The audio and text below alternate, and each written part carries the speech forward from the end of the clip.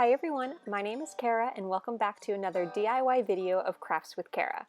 It's the holiday season, and if you or you know someone that had a baby this year, here's your chance to make the perfect gift that will be cherished throughout the years.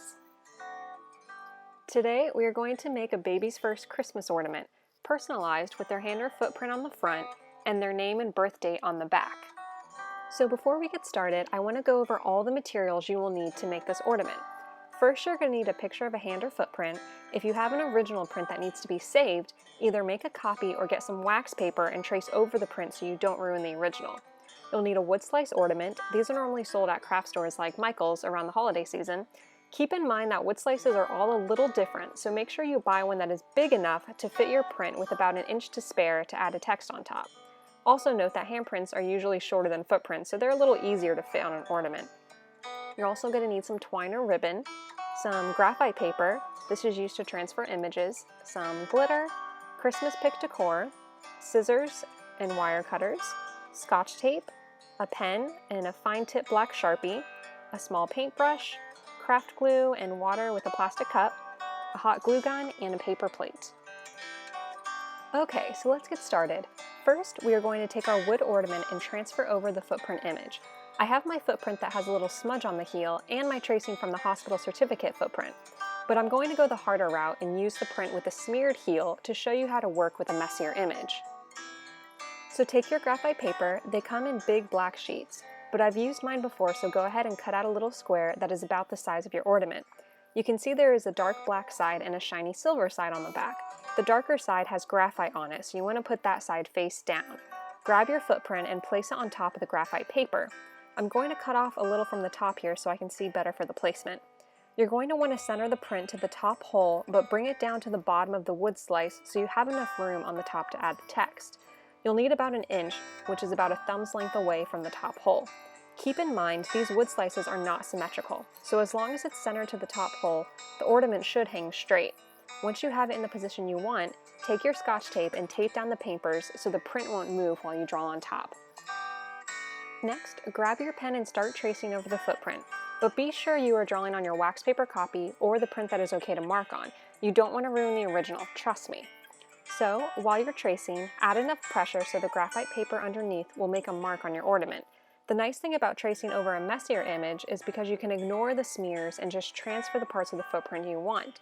So if there is a double heel mark, an extra smudge on a toe, or something like that, you can just leave that part out. That is how we get the perfect footprint even when it didn't look that way to start with.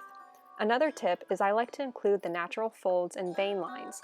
This adds a more authentic footprint look.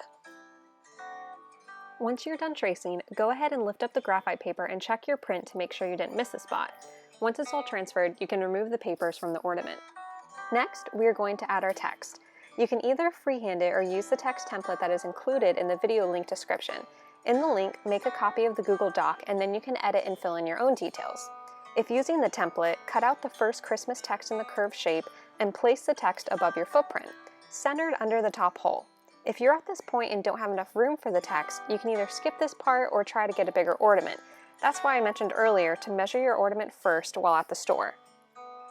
But to continue, grab some more graphite paper and cut out a piece about the size of your text and place it dark side down.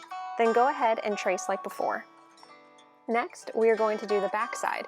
So take your name and birthday text and cut it out in a circled shape to fit. Then add your graphite paper and center it to the top hole.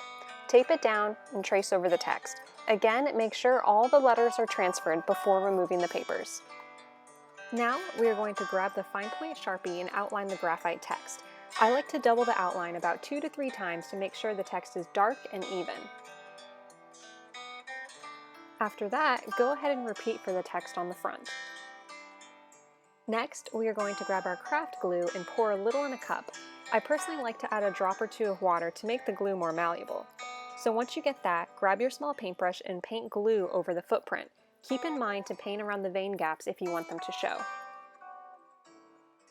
Then take your glitter and hanging over a clean paper plate, sprinkle on a good amount of glitter to fully cover the footprint. Tap off the excess glitter and there you have it. Personally, I like to save my excess glitter, so I'm going to open up my glitter cap, bend the paper plate to create a funnel point at the tip, and pour my glitter back into the container. Be sure to give it a good tap or two to get all the glitter back in. Next is the decorating. So this part is where you can add your own creativity. Just be sure not to cover your text or footprint. So for me, I'm going to use my wire cutters to cut off a branch, some Christmas holly, and a little pine cone. I'm going to add my greenery to the right side following the curve of the ornament, then add glue to stick everything in place.